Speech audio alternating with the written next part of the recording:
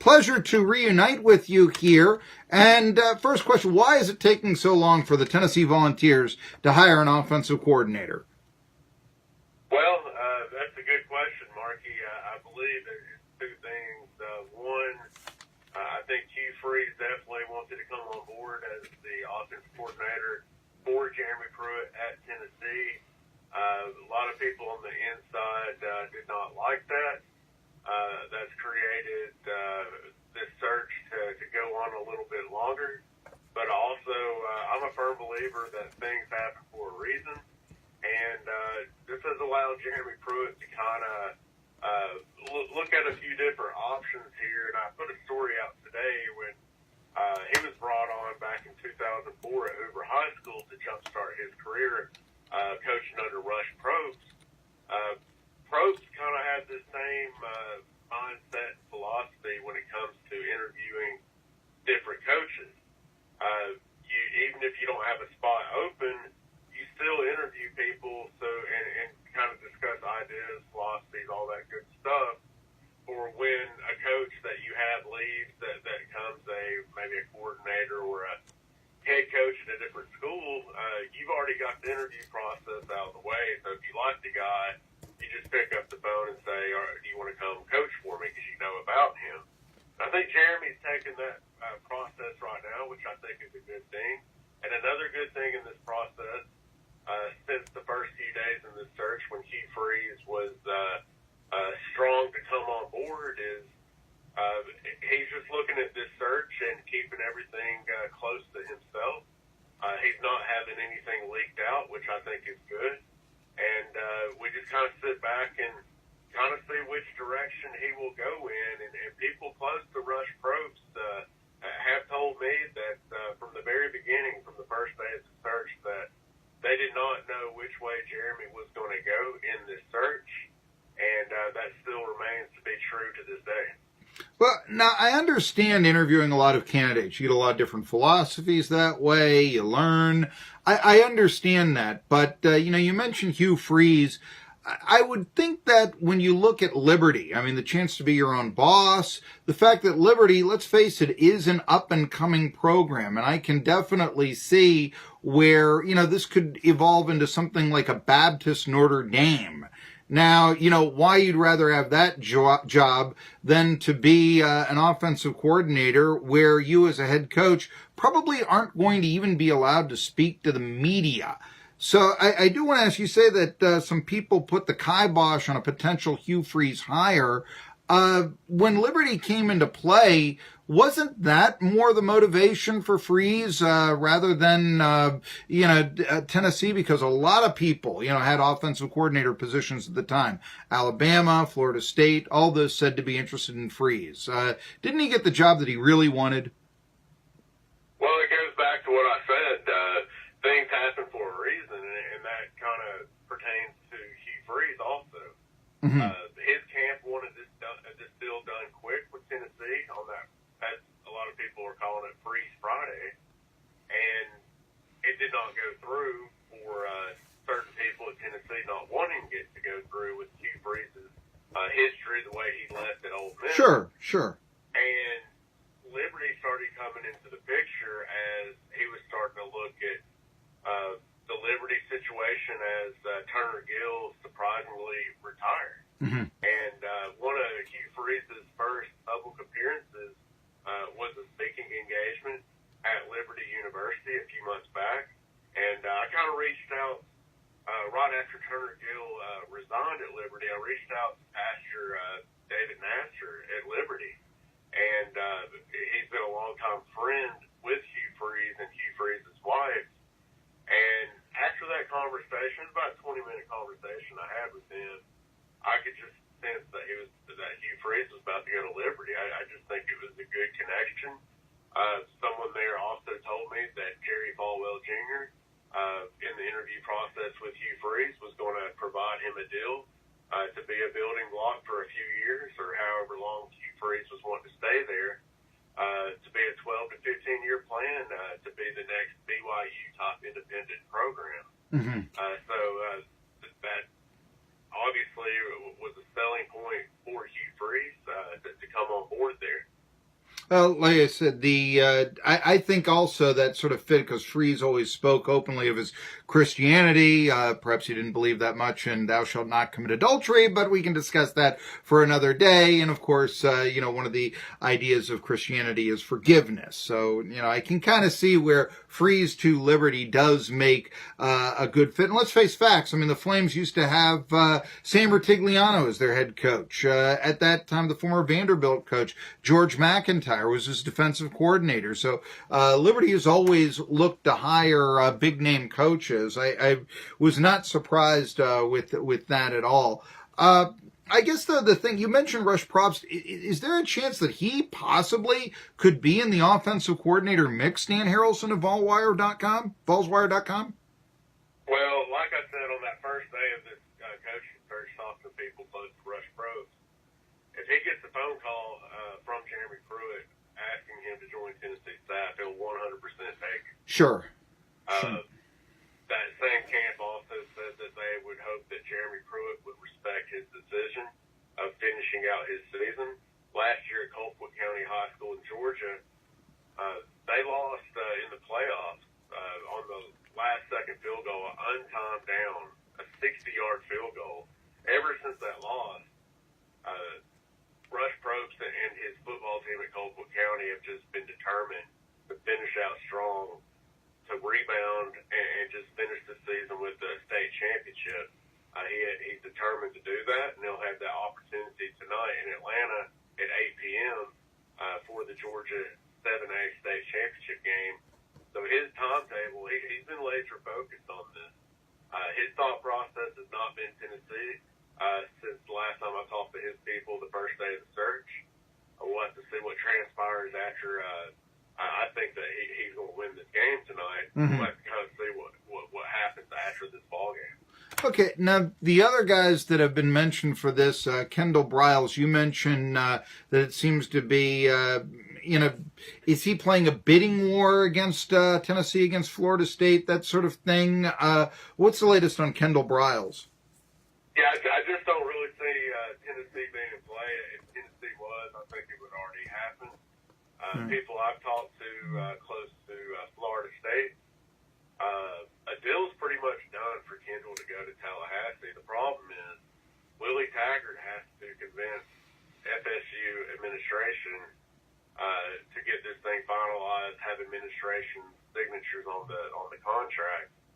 And, with their recent Title IX situation issues, that's going to be a hard sell right now at a place like Florida State. And it's kind of surprising because, as we all know in years past, Florida State's kind of had anybody and everybody kind of go through that type of program. You wouldn't think this would be an issue in a place like that, but it just kind of speaks to today's climate with the Title IX issues out there that I just don't know if he's going to be able to convince the administration. If he can, Briles will be there.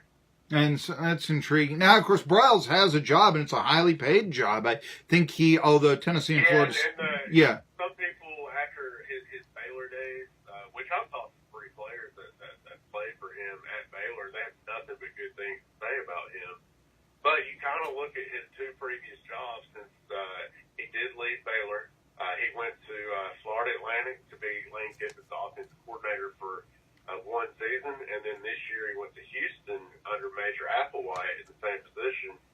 A lot of people, I guess, don't realize that Major and Briles, they were teammates when Major was a senior and Briles was a freshman at Texas back in 2001. So a little bit of Lane Kiffin helping him get a job for a year, and then his buddy Major helping him get a job for a season. So now he's kind of in the stage of trying to advance his career outside of a person like Lane Kiffin and also one of his friends. So that's what he's trying to do, is try to advance his career, even with his past history.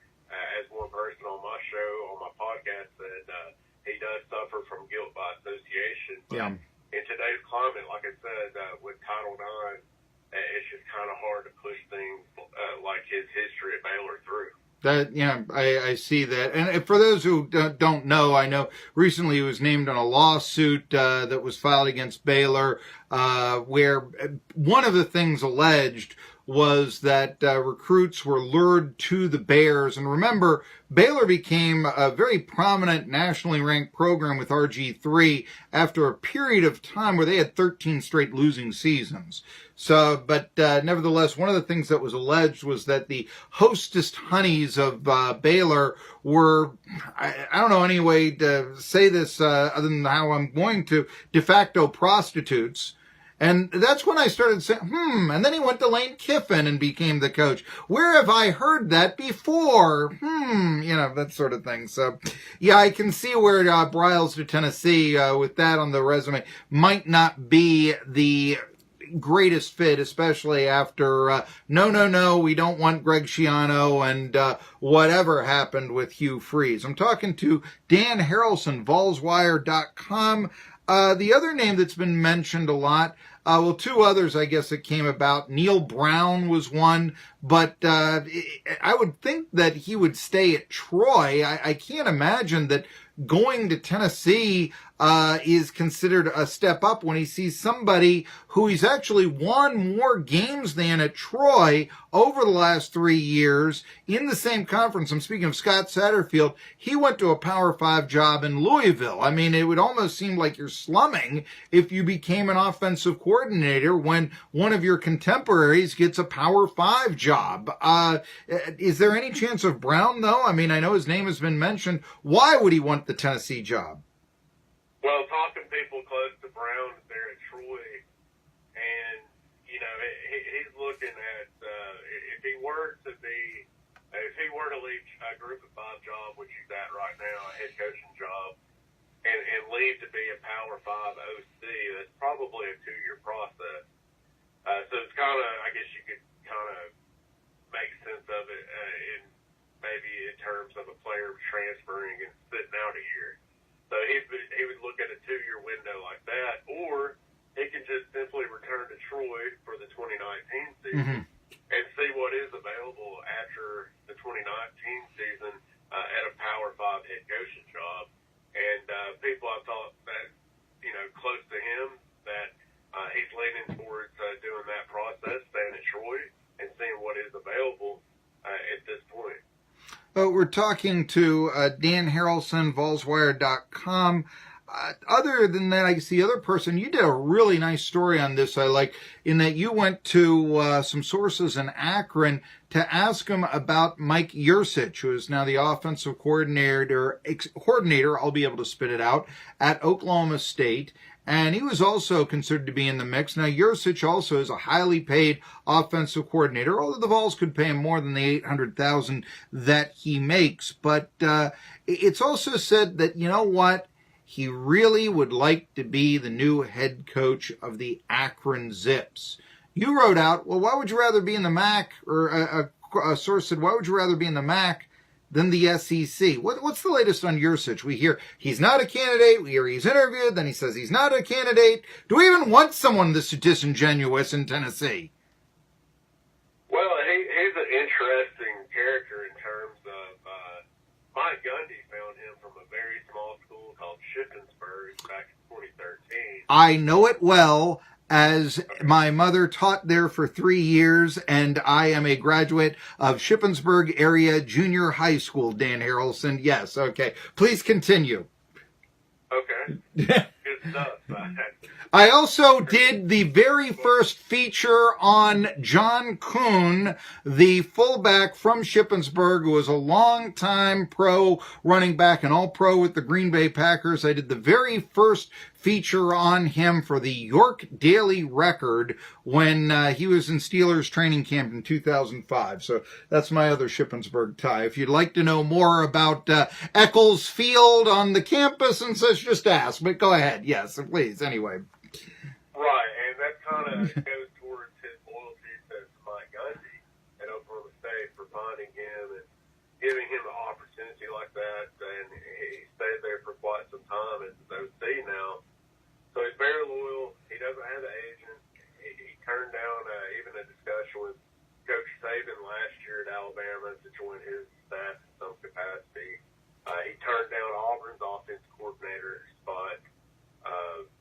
So, he's just very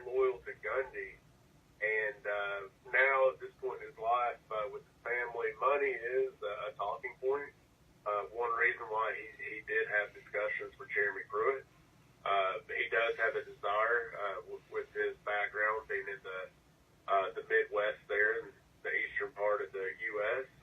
In the MAC area. He would like to be a head coach in that conference. Akron is the only thing available right now.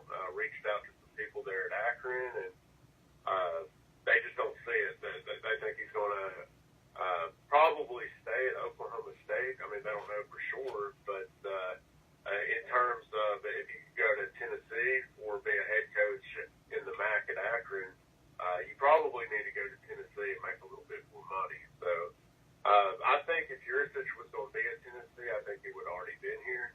I just think that probably would have played out yesterday or the day before.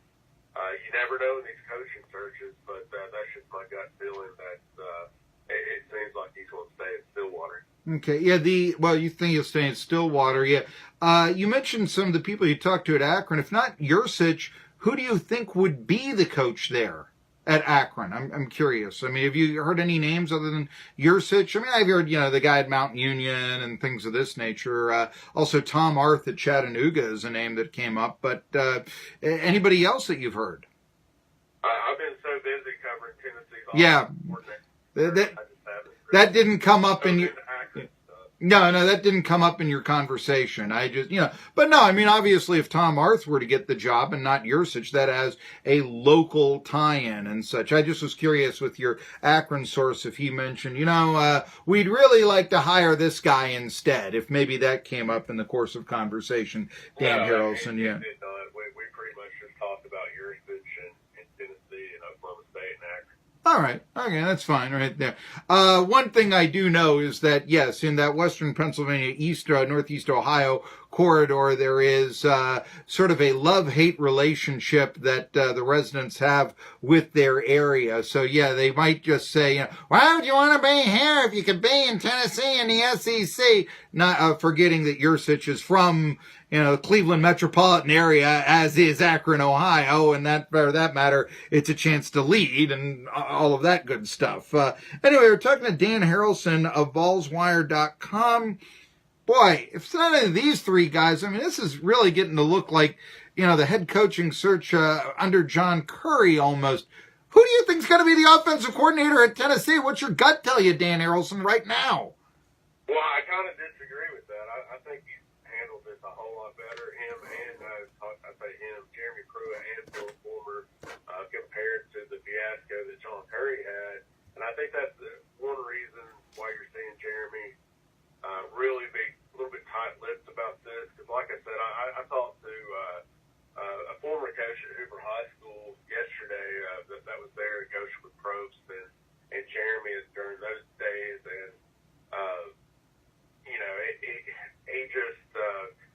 he's glad things are kind of tight-lipped and things are the big picture is going to be seen pretty soon. So, pretty strong words he had for Jeremy, saying that Tennessee hired the right guy. Jeremy's going to announce when he wants to announce. And, I just don't know which direction like them he's going to go. I would like to see a guy like Rush Croak get the opportunity. A lot of people kind of bring up his past, but let's get real. It's been almost 12 years. He served his time. He's a better man for it. He's also beat cancer since. He's had to deal with that. And he's just a loyal guy to his people. And I just think things happen for a reason, and maybe this is the time for him to get that phone call from Jeremy. Well, here's the difference that I see, and you say it's been handled differently, but I would suggest to you that what Jeremy Pruitt has put on the table in his short time at Tennessee is lead the football team to a 5-7 record. I would suggest to you that what John Currie did in his short time as the athletic director was reinstitute Lady Vols, hire two decent coaches that actually, I believe, improved their programs in terms of one lost a baseball coach and a tennis coach, and could have very easily, if he was given 24 more hours, brought in Mike Leach to coach the football team. And you're telling me that right now, after 2 weeks and a ton of interviews, Jeremy Pruitt may bring in a high school coach to be the offensive coordinator. Dan, I'm not sure that's a step in the positive direction. Well, I just think that we don't know which direction Yeah. he go, but if he did go with Propst, I just think that would be a good move. I think it'd be a good fit. You can bring up what John Curry did with other sports. I think Philip made a real good hire in volleyball. I think he's doing the same in golf. Golf, yeah. We had the golf coach on here. He's getting more out of the baseball program right now. I know Curry hired Vitello, but he was also a penny pincher. Philip Fulmer knows he has money to spend, and that's why they're about to install a whole new artificial turf. Okay, wait a minute. On the penny, yeah. That Tony Vitello went to him and said, "I need this to better our program." You mentioned the penny pincher. Well, Holly Warlick was given a 3-year extension. You know you need 4 to be able to recruit to the max. Warlick is doing an incredible job recruiting, and she's going against coaches like Don Staley in her own conference that has a contract that goes to 2025. Now, unless Warlick only wants to coach for another 3 years or so, I would suggest to you that right there was a situation of penny pinching. I know that... No, it's a situation where she has to have results from the sport this year, and she better do that. I would suggest to you that with her body of work, that she deserves a 4-year extension, going back to when she was a player and had her number retired before her career was over. Philip Fulmer, he'll revisit that after this season concludes, and they can go from there. But like I said, I mean, you generally you would never hire a football coach. Butch Jones had 4 years left. You know, that you don't do that to a Holly Warlick, who is a Vol for life, if anyone is. I don't think that looks too good, to be honest with you. And, I know a lot of people like to compare her to Pat Summitt, but when Warlick was losing to Oregon State and, it's the first time in the round of 32 at home that the Lady Vols ever lose. Well, yeah, it was to the number 12 team in the country. Summitt was beating Tennessee Tech when that would come about. But the sport has evolved a little bit since those days, and such. So I would imagine that the pay structure would have to do the same. Tennessee's assistant coaches on the football staff are paid, yes, the 11th best nationally, but only the 6th best in the SEC. Pruitt himself makes less money than, say, Will Muschamp. What's he done? And Will Muschamp was certainly a compromise hire at South Carolina. So, you want to talk about penny pinching. I mean, I think one of the reasons why the Vols have been losing in football is that they've been doing a lot of that lately, to tell you the truth. And, my opinion and such. Anyway, Dana, I wanted to get that out there, and you can take that for what it's worth. I like having you on. I really do. So you're looking at maybe you'd say Jeremy will have his evaluations too after next year. That's another reason why this is an important hire for him. Sure. If it's a slam dunk hire, if it's a home run, then he's going to have results on the field, and that's going to result from more money for him. So that's why I say Philip's doing a good job of allowing to have end of the season evaluations, and they can just revisit any contract restructuring if they need to based on actual results. Possibly. I will say this. Fulmer is going to get more of a reign because he is perceived to be one of us, and Curry never was. And, people coming in from the outside, generally, that's what will create your longevity, if you can be one of us and all that. Anyway, Dan Harralson, I'd like to think that you're one of us right here. I like having you on. I really appreciate your scoops and such. I do. So it's Dan Harralson. Like I said, really good articles. I have really enjoyed them. Volswire.com, on Mike Yursich, on the Kendall Briles situation. Could it be Russ Propst? Who knows? Tri-City Sports Now. I hope, yeah, sure. I hope I did.